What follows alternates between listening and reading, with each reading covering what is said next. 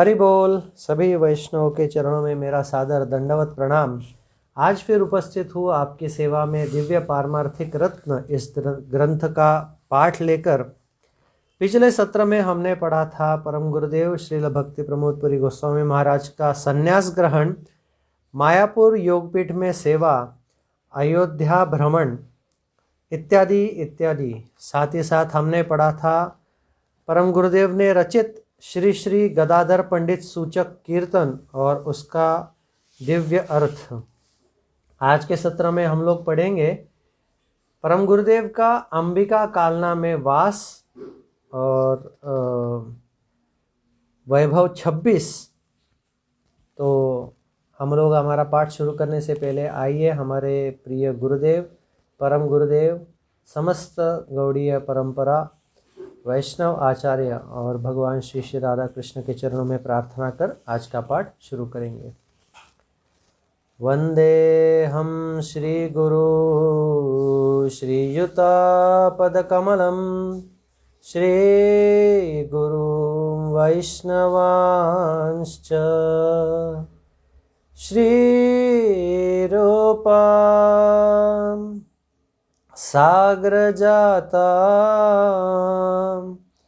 सहगणा रघुनाथान्वितं तं सजीवं साद्वैतं सावधूतं परिजना सहितं कृष्ण चैतन्यदेवं श्री राधा कृष्णपदा सहगणा ललिता श्री विशाखान्वितांश्च। ॐ अज्ञानतिमिरान्धस्य ज्ञानाञ्जनशलाकया चक्षुरुन्मिलितं येन तस्मै श्रीगुरवे नमः।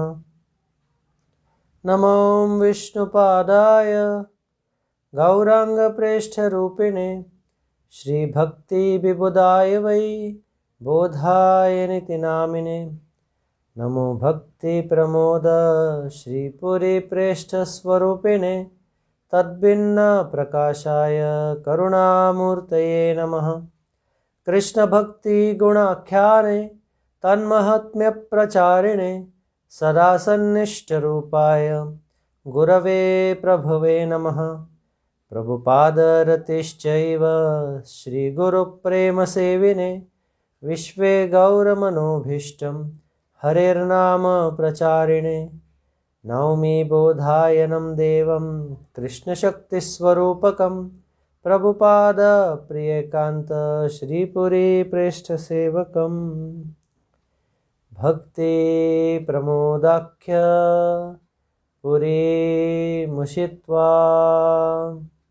भक्ति प्रमोदाख्य पुरीमुपास्य भक्ति प्रमोदाख्य पुरीं प्रणम्य भक्ति प्रमोदां लभते जन वै। गौर कृष्ण नाम दाता कीर्तनानंदवर्धनम बहिर्मुख जीवत्राता वंदे सरस्वतीं प्रभुं। भज श्री कृष्ण चैतन्य प्रभु नित्यानंद श्री अद्वैत गदाधर शिवासादि गौर भक्तवृंद। हरे कृष्णा कृष्ण कृष्ण हरे हरे, हरे राम राम राम हरे हरे। हरि बोल, दंडवत प्रणाम। तो आइए आज का पाठ हम लोग शुरू करते हैं वैभव 26 से, जिसका शीर्षक है अंबिका कालना में वास का शुभारंभ। इस पाठ में हमारे प्रिय गुरुदेव परम गुरुदेव के बारे में लिखते हैं। एक समय श्रील पुरी गोस्वामी ठाकुर योगपीठ के निकट ही एक प्रचार कार्यक्रम में गए थे। उनकी अनुपस्थिति में एक अनुभवहीन सेवक योगपीठ में श्री राधा वल्लभ की झूलन यात्रा सेवा में नियुक्त था। उस पुजारी की असावधानी के कारण श्री राधा वल्लभ के विग्रह झूले से गिर पड़े। जब श्रीलपुरी गोस्वामी ठाकुर को इस घटना के विषय में ज्ञात हुआ तो वह बहुत ही दुखी हुए। उन दिनों एक साधु स्वभाव माता योगपीठ में सेवा करती थी, जो विग्रह सेवा में बहुत कुशल थी। सौभाग्य से उन्होंने श्री राधा वल्लभ विग्रह की मरम्मत कर पुनः यथावत कर दिया। श्रीलपुरी गोस्वामी ठाकुर ने वर्ष 1948 से 1955 तक पूर्ण समर्पण के साथ 7 वर्ष तक योगपीठ मंदिर में सेवाएं अर्पित की। 7 वर्ष के पश्चात वर्ष 1955 में श्रीलपुरी गोस्वामी ठाकुर ने योगपीठ मंदिर में कुछ भक्तों का अनाचार देखा। उन्होंने श्रील तीर्थ गोस्वामी महाराज को इस विषय में बहुत समय अवगत कराया, किंतु उन्हें प्रतीत हुआ कि इस विषय में भक्तों के विरुद्ध कोई कठोर निर्णय लेना श्रील तीर्थ गोस्वामी महाराज को अप्रिय होगा। श्रील तीर्थ गोस्वामी यह भी नहीं चाहते थे कि श्रीलपुरी गोस्वामी ठाकुर मंदिर छोड़कर चले जाएं। श्रीलपुरी गोस्वामी ठाकुर श्रील प्रभुपाद की इच्छा से भी भली भांति अवगत थे कि श्रील तीर्थ गोस्वामी ठाकुर ही आजीवन मठ के प्रबंधक बने रहेंगे। अतः उन्होंने उन भक्तों के अनाचार के विषय में किसी भी प्रकार के प्रबंधन संबंधी निर्णय का दायित्व स्वयं ग्रहण नहीं करके सभी कुछ श्रील तीर्थ गोस्वामी महाराज के निर्णय पर ही छोड़ दिया। साथ ही श्री राधा वल्लभ विग्रह के झूले से गिर जाने को उन्होंने संकेत समझा कि अब यहाँ से विदा लेने का समय आ गया है। इसलिए उन्होंने योगपीठ मंदिर छोड़कर अंबिका कालना जाने का निर्णय ले लिया। अंबिका कालना श्री गौरांग और श्री नित्यानंद के जीवंत विग्रह लीला का गुप्त स्थान है। अंबिका कालना गौड़ीय वैष्णव तीर्थ स्थानों की एक प्राचीन संपदा है। यहाँ पर बहुत से प्राचीन मंदिर हैं। भगवान श्री चैतन्य महाप्रभु की लीला में ब्रजलीला के सुबल सखा श्री गौरीदास पंडित के रूप में अवतरित हुए थे। संन्यास ग्रहण करने से पूर्व श्री गौरांग महाप्रभु श्री गौरीदास पंडित से अनुमति एवं आशीर्वाद प्राप्त करने की इच्छा से शांतिपुर से कालना आए। श्री गौरांग और श्री नित्यानंद प्रभु नृत्य संकीर्तन करते हुए श्री गौरीदास पंडित के गृह में उपस्थित हुए। उन्हें देखकर श्री गौरीदास पंडित ने कहा, हे प्रभु, मेरी एक इच्छा पूर्ण कर दीजिए। आप कभी भी मेरा गृह छोड़कर मत जाना। यदि आप मेरा गृह छोड़कर चले गए तो मैं आपको ढूंढते ढूंढते अपने प्राण त्याग दूंगा। आप दोनों भ्राता यही मेरे साथ निवास कर सभी जीवों का उद्धार करो। यदि आप मुझे छोड़कर नहीं जाओगे तब ही मैं मानूंगा कि आप वास्तव में पतित जीवों के उद्धारक हैं। यह सुनकर श्री गौरहरि ने उनसे कहा, इस इच्छा को त्याग कर दो, मेरे विग्रह की सेवा करो और तुम स्वयं परिणाम देखो। यह निश्चित ही जान लो कि मैं विग्रह रूप में यहीं पर विराजमान हूँ। यह सुनकर श्री गौरीदास उच्च श्वास लेते हुए क्रंदन करने लगे, रोने लगे। श्री गौरांग और श्री नित्यानंद ने उन्हें शांत करने का प्रयास किया, किंतु वह शांत नहीं हुए। श्री गौरीदास की दयनीय स्थिति देखकर श्री गौरहरि ने कहा, हम दोनों भ्राता सदैव तुम्हारे गृह में ही निवास करेंगे, यह निश्चित मानो। तब श्री गौरीदास पंडित अपने गौर निताई के विग्रह ले आए और गौर निताई विग्रह और प्रत्यक्ष श्री गौरांग नित्यानंद चारों को एक साथ खड़े देखकर श्री गौरीदास पुनः क्रंदन करने लगे। श्री गौरहरि ने श्री गौरीदास से कहा, हम चारों में से इच्छापूर्वक किन्हीं दो को अपने निकट रख लो। हम निश्चित रूप से तुम्हारे ही गृह में प्रसाद ग्रहण करेंगे। श्री गौरीदास पंडित ने रंदन किया एवं उन चारों ने एक साथ प्रसाद ग्रहण किया। श्री गौरीदास ने उन्हें कमल पुष्पों की माला, वस्त्र और पान अर्पित किया और उनके शरीर पर चंदन का लेप लगाया। इस प्रकार से श्री गौरीदास पंडित शांत हो गए और एक श्री गौरांग और एक श्री नित्यानंद को अपने गृह में ही अपने निकट रख लिया और अन्य श्री गौर नित्यानंद नीलाचल पुरी चले गए। श्री गौरीदास पंडित के प्रेम के वशीभूत होकर दोनों भ्राता उनके गृह में निवास करते हुए बहुत सी लीलाएं प्रकाशित करने लगे। एक दिन श्री गौरनीताई ने श्री गौरीदास से कहा, गौरीदास, तुम सुबल सखा थे, क्या तुम्हें यह स्मरण नहीं?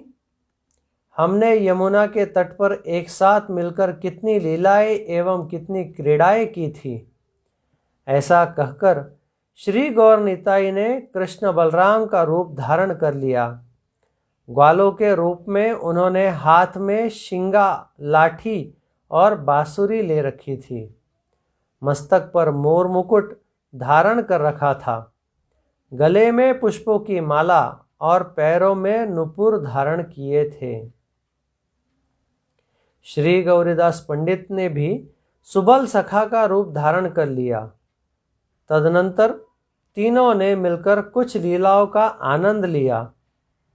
कुछ समय पश्चात श्री गौरीदास पंडित संतुष्ट हो गए और श्री गौरनीताई भी अपनी वेदी पर जाकर विराजमान हो गए। इस प्रकार जीवन भर श्री गौरीदास पंडित श्री गौरनीताई की सेवा में निमग्न रहे। वृद्धावस्था उपस्थित होने पर भी श्री गौरीदास पंडित श्री गौरनीताई के लिए प्रतिदिन प्रचुर परिमाण में व्यंजन रंधन करते थे। वृद्ध आयु में श्री गौरीदास पंडित को इतना परिश्रम करते देख श्री गौरनीताई दुखी हो जाते थे। अतः अपना क्रोध व्यक्त करने के लिए एक दिन श्री गौरनीताई ने कुछ भी प्रसाद ग्रहण नहीं किया। श्री गौरीदास पंडित ने भी क्रोधपूर्वक कहा, यदि आप प्रसाद ग्रहण किए बिना ही प्रसन्न है तो मुझसे रंधन क्यों करवाते हैं? यह सुनकर श्री गौरनीताई साक्षात प्रकट होकर कहने लगे, तुम वृद्ध हो चुके हो, फिर भी हमारे लिए इतना अधिक व्यंजन क्यों रंधन करते हो? हमसे तुम्हारा कष्ट देखा नहीं जाता। अतः यदि तुम हमारी आज्ञा नहीं मानोगे तो हम भी तुम्हारी इच्छा पूर्ण नहीं करेंगे, अर्थात कुछ भी ग्रहण नहीं करेंगे। हमारी इच्छा है कि तुम हमारे लिए केवल उतनी ही वस्तुएं रंधन करो जितनी तुम सरलतापूर्वक रंधन कर सकते हो। यह सुनकर श्री गौरीदास पंडित ने श्री गौरनीताई की इच्छा स्वीकार करते हुए कहा, ठीक है, आज प्रसाद ग्रहण कर कीजिए, कल से मैं आपके लिए अधिक व्यंजन रंधन नहीं करूँगा। यह सुनकर दोनों भ्राताओं ने प्रसन्न होकर प्रसाद ग्रहण किया। एक दिन गौरीदास पंडित श्री गौरनीताई का बहुत से आभूषणों से श्रृंगार करना चाहते थे। मन ही मन श्री गौरीदास की यह इच्छा जानकर श्री गौरनीताई ने स्वयं ही बहुत से आभूषण धारण कर लिए एवं मौन होकर मंदिर में सिंहासन पर जाकर विराजमान हो गए। जब श्री गौरीदास पंडित मंदिर में आए तो श्री गौरनीताई को देखकर आश्चर्यचकित रह गए और विचार करने लगे कि ये समस्त आभूषण कहाँ से आए। श्री गौरीदास पंडित भाव विभोर हो गए। श्री गौरीदास पंडित के एक प्रिय शिष्य थे, श्री हृदयानंद। एक समय श्री गौर पूर्णिमा उत्सव से कुछ दिन पूर्व श्री गौरीदास पंडित अपने शिष्य के घर चले गए। जाने से पूर्व वह श्री गौर निताई की सेवा का दायित्व अपने शिष्य हृदयानंद को देकर गए। हृदयानंद बड़े प्रेम से श्री गौर निताई की सेवा करते थे। कुछ दिन व्यतीत होने पर भी श्री गौरीदास पंडित लौटकर नहीं आए और श्री गौर पूर्णिमा का उत्सव आने में केवल 3 दिन शेष थे। हृदयानंद श्री गौर पूर्णिमा उत्सव के विषय में चिंतित होने लगे। तदनंतर हृदयानंद ने स्वयं ही पत्र के द्वारा तथा श्री गौरीदास पंडित के शिष्यों के गृह में स्वयं उपस्थित होकर भक्तों को श्री गौर पूर्णिमा उत्सव के लिए आमंत्रित करना प्रारंभ कर दिया। उसी समय श्री गौरीदास पंडित लौटकर आ गए और दयानंद ने उन्हें गौर पूर्णिमा उत्सव के लिए भक्तों को निमंत्रण देने की बात बतलाई। यद्यपि श्री गौरीदास पंडित भीतर से प्रसन्न हुए, किंतु बाह्य रूप से अत्यधिक क्रोधित होकर हृदयानंद से कहने लगे, मेरी अनुपस्थिति में तुमने स्वच्छंद आचरण किया है। तुमने अपनी इच्छा अनुसार यहाँ वहाँ निमंत्रण दे दिया है। अब तुम यहाँ नहीं रह सकते, अतः यहाँ से चले जाओ। गुरु का आदेश सुनकर हृदयानंद गंगा किनारे आकर एक वृक्ष के नीचे रहने लगे। उस समय एक धनी व्यक्ति नाव में बहुत सा धन लेकर हृदयानंद के निकट आया। हृदयानंद ने वह धन अपने गुरुदेव के निकट भिजवा दिया।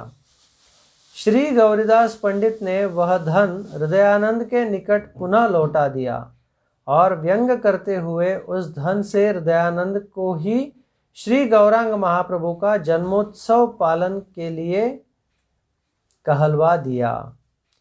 इस बात को गुरु का आदेश मानकर हृदयानंद ने गंगा किनारे उत्सव पालन करना प्रारंभ कर दिया। धीरे धीरे सभी वैष्णव हृदयानंद के उत्सव में पधारने लगे। वहाँ प्रचुर हर्षोल्लास पूर्वक नृत्य संकीर्तन आदि होने लगा। श्री गौरीदास पंडित के मंदिर से श्री गौर निताई भी गंगा के तट पर गौर पूर्णिमा उत्सव में योगदान कर भक्तों के मध्य नृत्य करने लगे। दूसरी ओर श्री गौरीदास पंडित ने भी मंदिर में गौर पूर्णिमा का शुभारंभ किया। बड़ा गंगादास नाम के पुजारी ने मंदिर में देखा कि श्री गौर निताई का सिंहासन तो शून्य है। श्री गौरीदास पंडित समझ गए कि श्री गौर निताई हृदयानंद के प्रेम के वशीभूत होकर उनके उत्सव में चले गए हैं। गौरीदास पंडित उच्च स्वर से हंसने लगे और लाठी लेकर गंगा किनारे उत्सव स्थल की ओर चल दिए। श्री गौर निताई को वहां देखकर श्री गौरीदास पंडित बहुत क्रोधित हो गए। श्री गौरीदास पंडित को क्रोधित अवस्था में देखकर श्री गौरांग और श्री नित्यानंद शीघ्रता से हृदयानंद के हृदय में प्रवेश कर गए। यह देखकर श्री गौरीदास पंडित आनंद से विभोर हो गए और उनकी नेत्रों से अश्रु प्रवाहित होने लगे। अपना समस्त क्रोध त्याग कर उन्होंने हृदयानंद को अपने हृदय से लगा लिया। उन्होंने हृदयानंद से कहा, तुम बहुत भाग्यशाली हो। आज से तुम्हारा नाम होगा हृदय चैतन्य। श्री गौरीदास पंडित के आश्रुओं से हृदय चैतन्य का संपूर्ण शरीर भीग गया। दिव्य प्रेमोन्माद से हृदय चैतन्य भूमि पर लोटपोट होकर श्री गौरीदास पंडित के चरणों में गिर पड़े। श्री गौरीदास पंडित उसी समय हृदय चैतन्य को अपने साथ मंदिर ले आए और पुनः मंदिर के प्रांगण में ही महासंकीर्तन तथा नृत्य हुआ। भक्तों के मुख से निकलने वाली हरि हरि की ध्वनि दसों दिशाओं में गुंजायमान हो उठी।